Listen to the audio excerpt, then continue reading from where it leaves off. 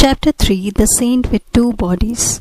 Father, if I promise to return home without coercion, may I take a sightseeing trip to Benares? My keen love of travel was seldom hindered by father. He permitted me even as a mere boy to visit many cities and pilgrimage spots. Usually one or more of my friends accompanied me. We would travel comfortably on first-class passes provided by father. His position as a railway official was fully satisfactory to the nomads in the family. Father promised to give my request due consideration. The next day he summoned me and held out a round-trip pass from Bareilly to Benares, a number of rupee notes and 2 letters. I have a business matter to propose to a Benares friend, Kedarnath Babu. Unfortunately, I have lost his address, but I believe you will be able to get this letter to him through our common friend Swami PARAMHANSA. The Swami, my brother disciple, has attained an exalted spiritual stature. You will benefit by his company. This second note will serve as your introduction. Father's eyes twinkled as he added, "Mind, no more flights from home." I set forth with the zest of my 12 years, though time has never dimmed my delight in new scenes and strange faces. Reaching Benares, I proceeded immediately to the Swami's residence. The front door was open. I made my way to a long hall-like room on the second floor. A rather stout man wearing only a loincloth was seated in a lotus posture on a slightly raised platform. His head and unwrinkled face were clean-shaven. A beatific smile played about his lips to dispel my thought that I had intruded. He greeted me as an old friend. "Baba Anand, bliss to my dear one." His welcome was given heartily in a childlike voice. I knelt and touched his feet. "Are you Swami Pranabananda?" He nodded. "Are you Bhagwati's son?" His words were out before I had had time to get father's letter from my pocket. In astonishment, I handed him the note of introduction, which now seemed superfluous. "Of course, I will locate Kedarnath Babu for you." The saint again surprised me by his clairvoyance. He glanced at the letter and made a few affectionate references to my parent. "No, I am enjoying 2 pensions. One is by the recommendation of your father, for whom I once worked in the railway office. The other is by the recommendation of my heavenly Father, for whom I have conscientiously finished my earthly duties in life." I found this remark very obscure. "What kind of pension, sir, do you receive from the heavenly Father? Does he drop money in your lap?" He laughed. "I mean a pension of fathomless peace, a reward for many years of deep meditation. I never crave money now. My few material needs are amply provided for. Later you will understand the significance of a second pension." Abruptly terminating our conversation, the saint became gravely motionless. A sphinx-like air enveloped him. At first his eyes sparkled as if observing something of interest, then grew dull. I felt abashed at his paucity. He had not yet told me how I might meet father's friend. A trifle restlessly, I looked about me in the bare room, empty except for us two. My idle gaze took in his wooden sandals lying under the platform seat.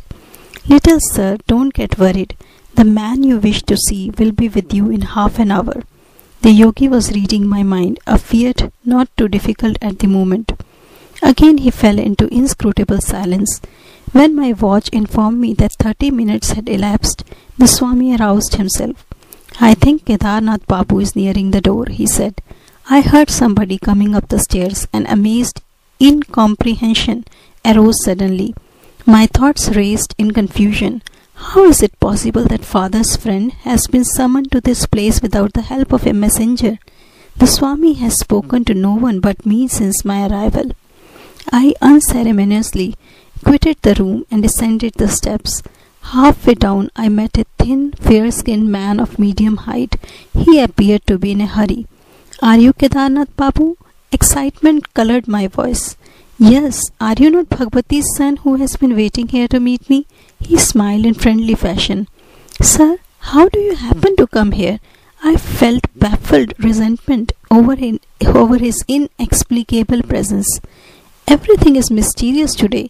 Less than an hour ago, I had just finished my bath in the Ganges when Swami Pranabananda approached me. I have no idea how he knew I was there at that time. Bhagwati's son is waiting for you in my apartment, he said. Will you come with me? I gladly agreed. As we proceeded hand in hand, the Swami in his wooden sandals was strangely able to outpace me, though I wore these stout walking shoes. How long will it take you to reach my place? Pranavananda ji suddenly halted to ask me this question. About half an hour.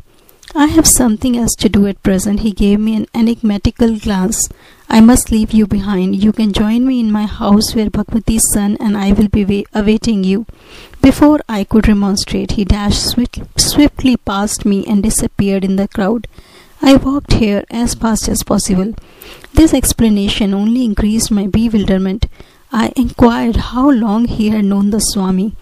We met a few times last year, but not recently. I was very glad to see him again today at the bathing ghat. I cannot believe my ears. Am I losing my mind? Did you meet him in a vision, or did you actually see him? Touch his hand and hear the sound of his feet? I don't know what you're driving at. He flushed angrily. I'm not lying to you. Can't you understand that only through the Swami could I have known you were waiting at this place for me? Why, that man Swami Pranavananda has not left my sight a moment since I first came about an hour ago. I blurted out the whole story and repeated the conversations the Swami and I had had. His eyes opened widely. Are we living in this material age, or are we dreaming? I never expected to witness such a miracle in my life. I thought this Swami was just an ordinary man, and now I find he can materialize an extra body and work through it. Together we entered the saint's room. Kedarnath Babu pointed to the shoes under the platform seat. Look, those are the very sandals he was wearing at the ghat, he whispered. He was clad only in a loincloth, just as I see him now. As the visitor bowed before him, the saint turned to me with a quizzical smile. Why are you stupefied at all this? The subtle unity of the phenomenal world is not hidden from true yogis. I instantly see and converse with my disciples in distant Calcutta.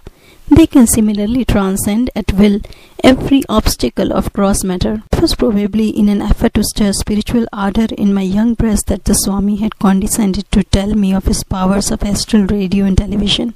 But instead of enthusiasm, I experienced only an awe-stricken fear. As I was destined to undertake my divine search through one particular Guru, Shri Yukteswar, whom I had not yet met, I felt no inclination to accept Pranavananda as my teacher. I glanced at him doubtfully, wondering if it were he or his counterpart before me. The master sought to banish my disquietude by bestowing a soul-awakening gaze and by some inspiring words about his Guru. Lahiri Mahasaya was the greatest yogi I ever knew. He was divinity itself in the form of flesh.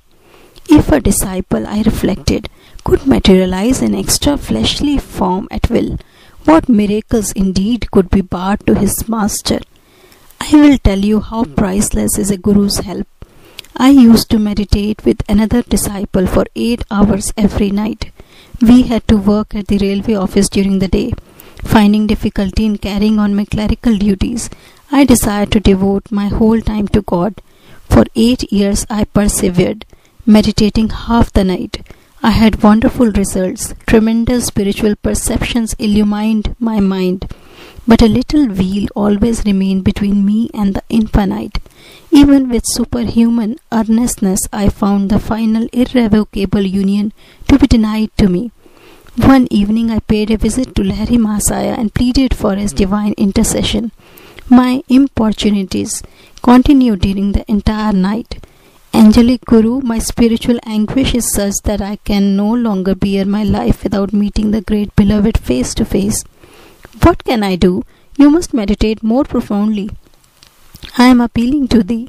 O God, my master, I see thee materialized before me in a physical body. Bless me that I may perceive thee in thine infinite form. Lahiri Mahasaya extended his hand in a benign gesture.